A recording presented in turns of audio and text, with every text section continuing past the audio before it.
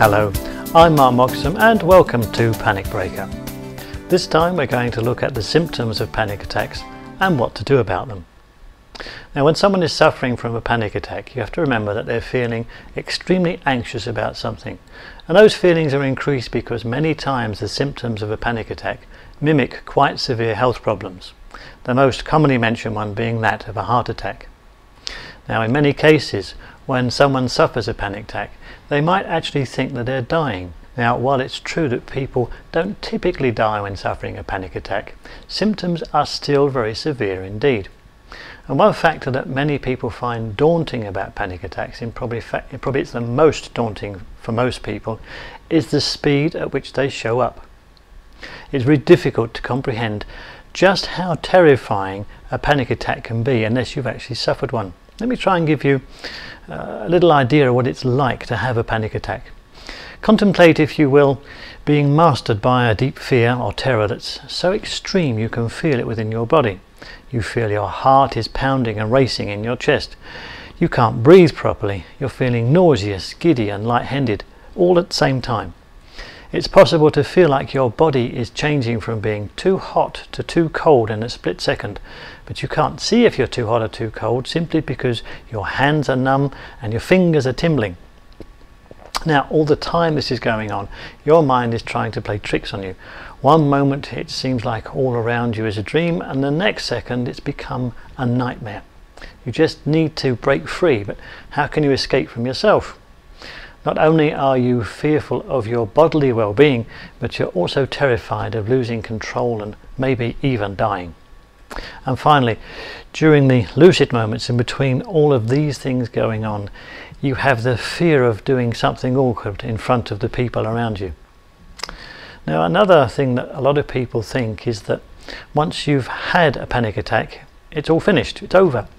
Well, to be honest, nothing could be further from the truth, because most panic attack sufferers are haunted by the fear of simply having another attack. Now, in many cases, once someone's had an attack in one place, there's also an inclination for them to unconsciously blame that place for the attack, or even if it's happened during a situation, they'll blame the situation for the attack. Now, that means that they start to avoid particular situations and places if an attack has taken place there before. Now, it's often the case that panic attack sufferers then go on to develop phobias about these types of situations.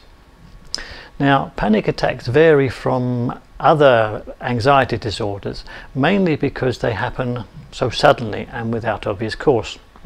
Now, it's tempting to say that they are unpredicted, but when you consider that many panic attack sufferers spend a lot of their time waiting for the next one, that may not necessarily be true.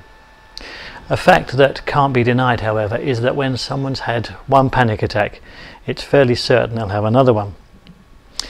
I guess for many sufferers, the real challenge is not the panic attacks themselves.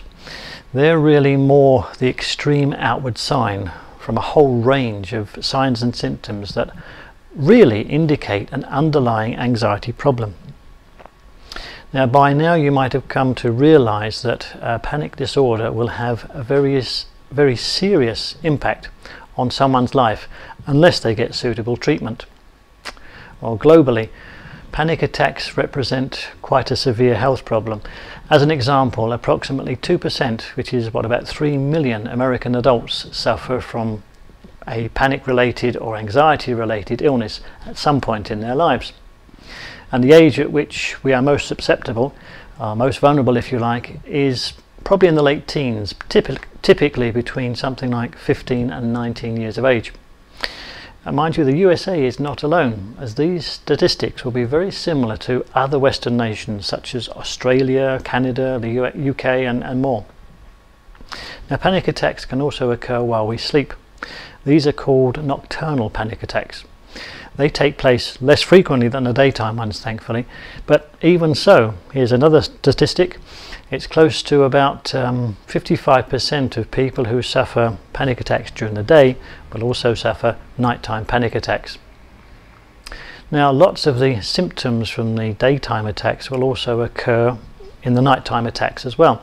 That can be typically things like heart palpitations, hot sweats, all those sorts of things. So imagine waking up to that. Now, luckily, nocturnal panic attacks tend to be short in duration, normally only lasting around about 10 minutes or so. But when you consider the time it takes to calm down again, then having taken into account the time it takes to get back to sleep, it's a bit more than 10 minutes. Now, the other thing is quite obvious that nocturnal panic attacks will progressively affect the quality and quantity of rest that a sufferer gets. And this, of course, can only therefore affect the quality of their daily life. On top of that, the ongoing tiredness will lead to them doubtlessly being doubly worried and anxious about life in general, and that in turn will increase the chances of another panic attack. Above all, though, remember that the symptoms of a panic attack, including the physical, mental and emotional signs, are simply just that. They are symptoms. Many people make the error of trying to cure the symptoms instead of dealing with the fundamental cause. Less experienced health providers have a tendency to turn to drugs in order to deal with these outward problems, but understandably, this only really deals with the symptoms. More knowledgeable health professionals, on the other hand, will want to get to the cause of the anxiety, whilst at the same time coping with the more intrusive symptoms. And this clearly is the most successful route to getting, if you like, a good and well-balanced treatment. As always, if you have any questions about panic attack symptoms and how best to treat them, have a look at the website panicbreaker.com. Okay, that's all for me. I hope that's been of help. Speak to you again soon.